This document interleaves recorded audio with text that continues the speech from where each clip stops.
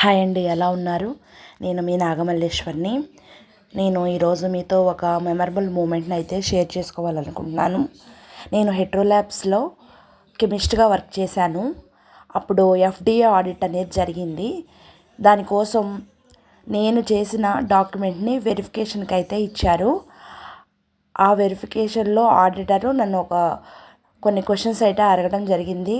నేను వాటికి చాలా మంచిగా రిప్లై ఇచ్చాను. నాకు మంచిగా రిమార్క్స్ అనేవి రాశారు. హెచ్ఓడి మీటింగ్స్ జరిగినప్పుడు మా హెచ్ఓడి నా గురించి చెప్పడం జరిగింది.